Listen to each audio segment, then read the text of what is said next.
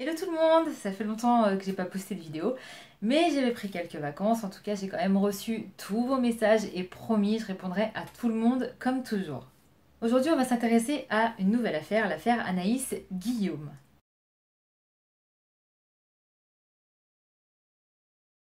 Elle a disparu dans la nuit du 16 au 17 avril 2013 à l'âge de 21 ans. Je précise qu'à ce jour, le corps d'Anaïs n'a pas été retrouvé, donc on ignore si elle est décédée ou disparue. Ce jour-là, elle quitte le domicile familial de Blagny, une commune française située dans le département des Ardennes, pour se rendre chez son ancien amant, Philippe Gillet, un agriculteur d'une quarantaine d'années.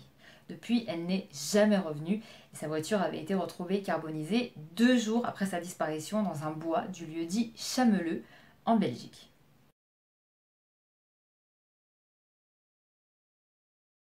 Intéressons-nous à la victimologie et revenons en arrière. Anaïs Guillaume passe un bac agricole.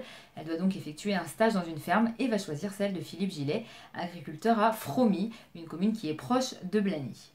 Philippe est marié et père de 2 enfants, mais Anaïs et lui vont vite tomber amoureux.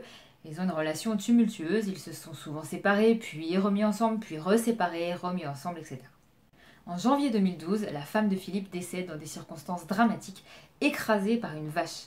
Anaïs est arrivée environ 30 minutes après l'accident et selon les dires d'une personne qui s'est confiée à la mère d'Anaïs mais qui n'a jamais voulu témoigner officiellement, Philippe aurait menacé Anaïs en lui disant, je cite, si tu ouvres ta bouche, il t'arrivera la même chose. Attention, je rappelle que ce sont les dires d'une personne seulement. Je ne fais que relater des faits rendus publics. D'après des témoignages, Philippe aurait déjà été violent avec elle, notamment en juin 2012. Anaïs révèle à ses parents que Philippe l'a jetée à terre, a tenté de l'étrangler et lui a mis des coups de pied dans le ventre. Le père d'Anaïs est donc allé voir Philippe à sa ferme et selon son témoignage, Philippe aurait nié, mais un certificat médical a attesté des violences subies. Anaïs va même porter plainte contre lui et quitte son travail à sa ferme. Elle trouve un autre emploi, mais Philippe aurait continué de la harceler sans arrêt. Plus tard, elle s'installe en colocation avec sa meilleure amie Madison et se lie d'amitié avec ses voisins, les Launois, en difficulté financière, à qui Anaïs va régulièrement rendre des services.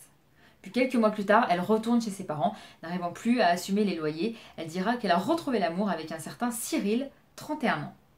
Le temps passe, puis dans la nuit du 16 au 17 avril 2013, Anaïs disparaît. Sa mère lui parle pour la dernière fois aux alentours de 6h30 du matin. Elle doit passer la journée avec Philippe, qui lui a demandé de l'aider pour labourer ses champs.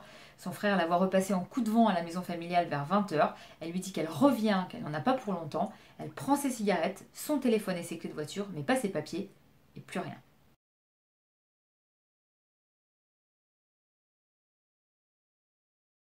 Ses parents ont donc tenté de la joindre sur son portable en vain. Ils ont alors appelé son petit ami Cyril qui a juré ne pas l'avoir vu ce soir-là et qui a d'ailleurs été mis hors de cause après avoir été entendu par les enquêteurs. Philippe admet avoir vu Anaïs ce jour-là et explique qu'ils sont allés chez les Launois pour régler un problème d'argent puisque les Launois auraient volé à Anaïs 400 euros. Il expliquera qu'Anaïs a dormi chez lui et qu'elle n'était plus là quand il s'est réveillé à 4h30 du matin.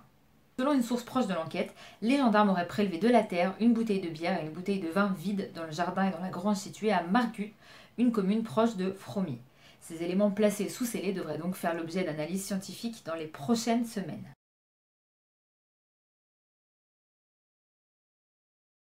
Philippe Gillet a aujourd'hui 43 ans, il est toujours incarcéré, mais je rappelle qu'il reste présumé innocent. D'ailleurs, il nie toujours les faits qui lui sont reprochés. Fabrice et Valérie, les parents d'Anaïs Guillaume, estiment que l'enquête piétine. Ils voudraient un nouvel avocat puisque celle qui était en charge du dossier est décédée il y a quelques mois. C'est donc son assistante qui a repris l'affaire. Mais les parents souhaiteraient un œil extérieur, un œil neuf sur le dossier.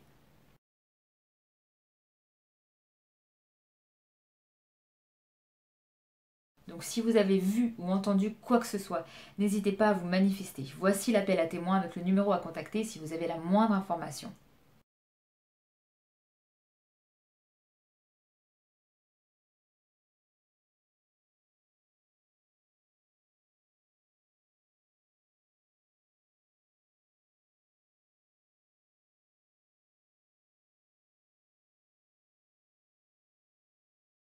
Il faut faire bouger cette enquête et j'espère vraiment qu'on pourra retrouver Anaïs saine et sauve. Plein de bisous.